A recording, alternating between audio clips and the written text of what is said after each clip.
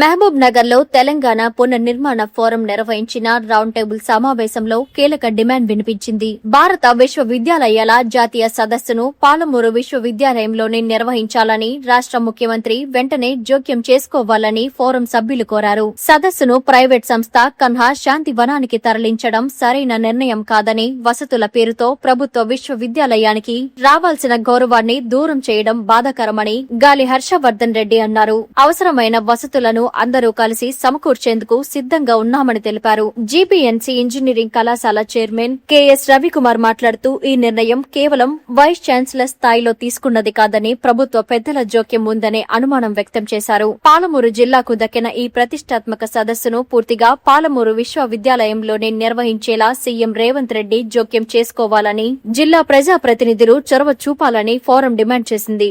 ఈ కార్యక్రమంలో చెన్నా కిష్టప్ప, కె వామన్ కుమార్, ఎం రాఘవాచారి తదితరులు పాల్గొన్నారు.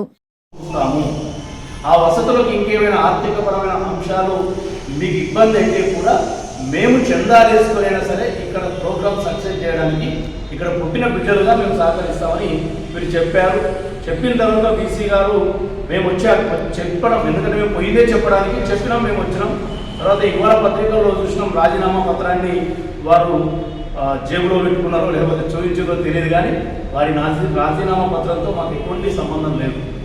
మేము ఇంత నుంచి ఇక్కడికి మార్చడానికి కృషి చేయమని మేమందరినీ కూడా కోరుతాం. ఈ రాజీనామా ప్రస్తావన ఎందుకు వచ్చిందండి? మాకు తెలియదు. మేము నిన్న వారిని కలిసినప్పుడు కూడా మా దగ్గర ఏం రాజీనామాలు ఏమనలే. వారు మమ్మల్ని చర్చలకు పిలిచి మొత్తం ఒక ఆడిటోరియాన్ని ఏర్పాటు చేసిండు.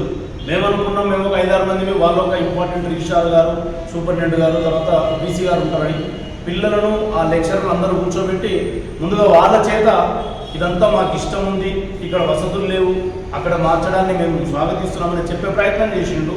వెంటనే పెద్దలు రవికుమార్ గారు లేచి